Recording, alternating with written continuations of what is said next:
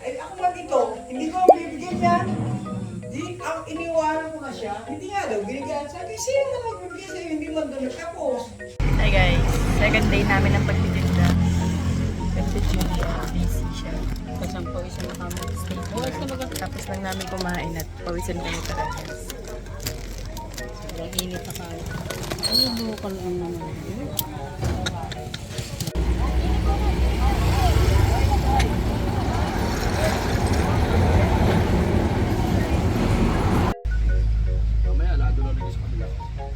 Hi guys, sa vlog ko dali!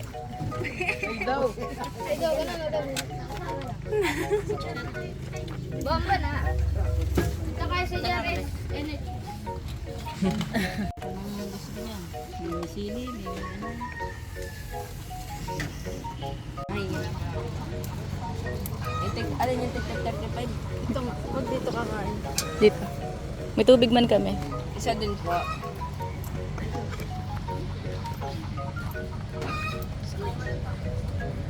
Hi guys. Tapos ka na ba? Ano to? Ayaw, kinain na natin. Tignan mo nga. Okay, hindi to kinain natin. Nasa taas pa yun.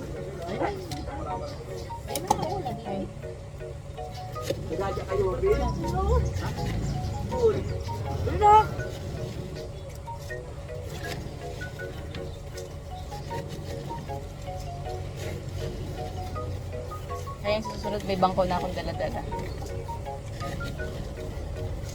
May bangko talaga yung naiwanan lang.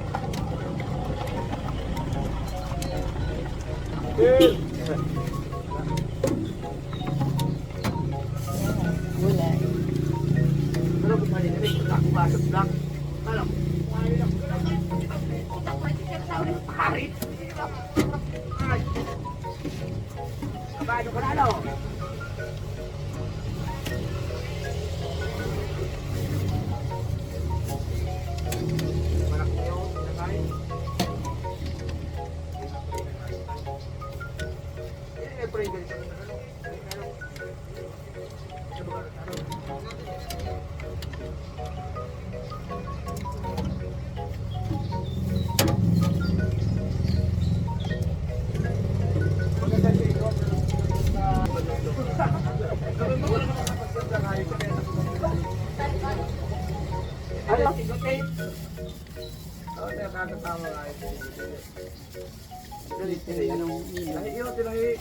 Sabi oh.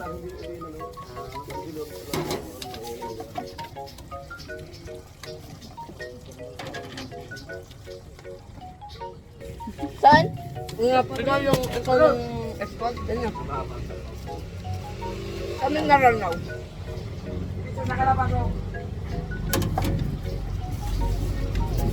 Sa amin escort namin si Jungkook.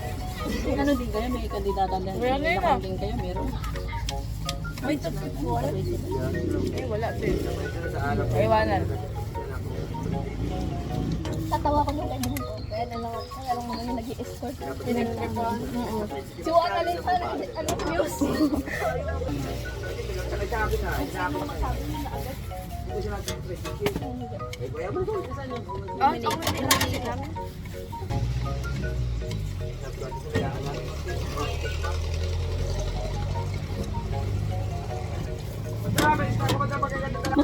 Natar na.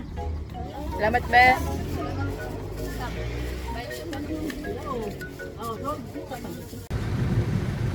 May pagbabadya ng pag-ulan. Mapakakulimlim ngayon guys sa Barangay GRS.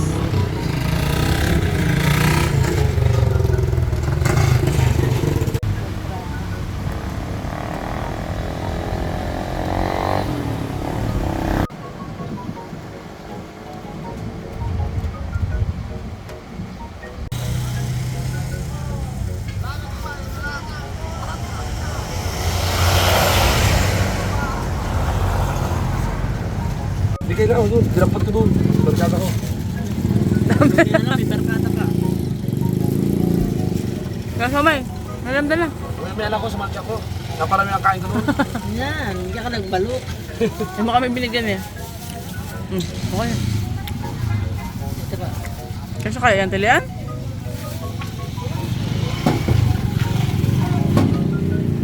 Maliit ang kami nung isa. Salamat kuya! After ng tinda, meeting naman tayo guys. Kaya pa.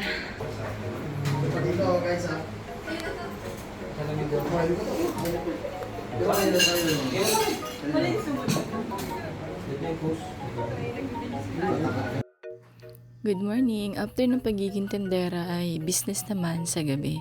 So meron po kaming business meeting. Meron po kaming dinner meeting ngayong araw. So pagkatapos ko pong magtinda ay sinundo na po ako agad at dumiretso po kami dito. Dito rin sa barangay ng GRS. Mga kasama ko nga pala po ang aking mga kapartner sa pag-asenso. Si Joey, Sir Kimards, Dane, Sir Jeb, Sir Louie, and Ma'am Lala. Sila po ang mga kasama ko at sila po yung mga kasama ko na huhubog sa pagkatao ko pagdating sa negosyo, pagdating sa paghawak ng pera, paano magpalago ng negosyo, at paano kumita na hindi nalulugi.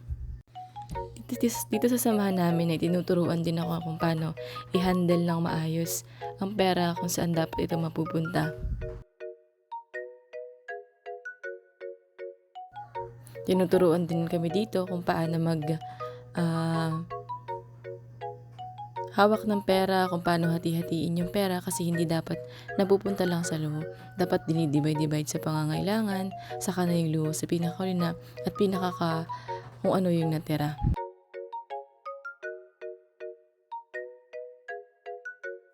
Hindi yung saka ka lang mag-save ka after mo mag-spend sa mga luho mo. Dapat nag-save ka na bago ka magluho sa sarili mo.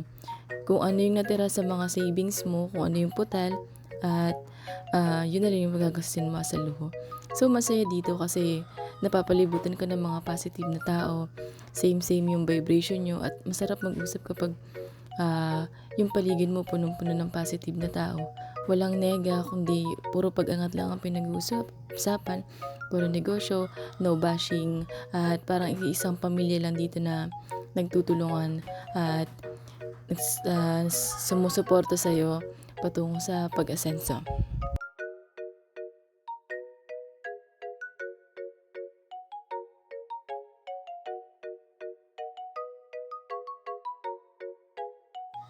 So baka nagtatanong kayo, nag-iisip kayo kung bakit may iba pa akong trabaho. Isa lang ang magiging sagot ko sa mga tanong niyo yan. Ako kasi bilang bata pa at malakas pa, gusto kong sumubok ng mga ibang bagay, ibang negosyo. Tutuusin, gusto ko talagang mag-invest sa maraming negosyo. Ayoko na nakadepende lang ako sa isang kita dito sa YouTube ko. Ayoko nang ganun. Gusto ko, meron pa akong ibang pinagkakakitaan kasi, syempre, ang ating pera ay nauubos. Para kung if ever na yung isang negosyo ay nalugi, meron pang isang backup. 2, 3, 4, 5 at marami pang negosyo dahil nag-invest ka agad ng mas bata at mas maaga pa. Siguro nagtatanong na naman kayo kung bakit porsigidon akong magkayod sa buhay. Wala pa naman akong anak, wala pa rin akong asawa. Gusto ko lang maging stable pagdating ng panahon. Yung kahit hindi na ako masyadong nagtatrabaho, ay kumikita ako kasi marami akong na-invest na negosyo.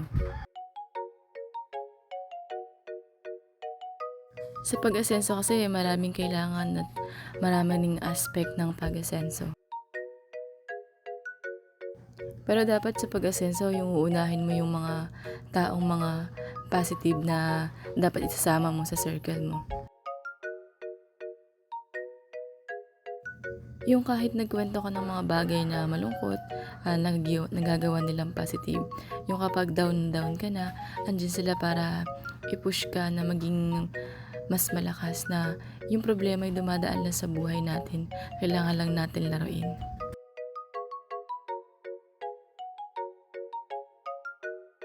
Kasi sa totoo lamang naman po ang buhay ay isang laro. So, nasa sa atin po kung paano natin sila lalaruin. Nasa iyo kung paano mo lalaroin yung buhay mo. Kung maglalaro ka papunta sa masama, it's up to you. Pero kung maglalaro ka papunta sa mabuti, mas maganda. At mas maganda rin kung mas bata ka pa nag-invest sa negosyo. Dahil ang buhay ay weather-weather lang. Charis.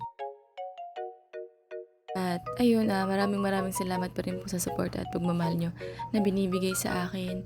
Medyo matagal ako mag-vlog, makapag-edit ng vlog kasi napakarami ko pong ginagawa. Tendera sa umaga, maghapon, tas work naman sa gabi.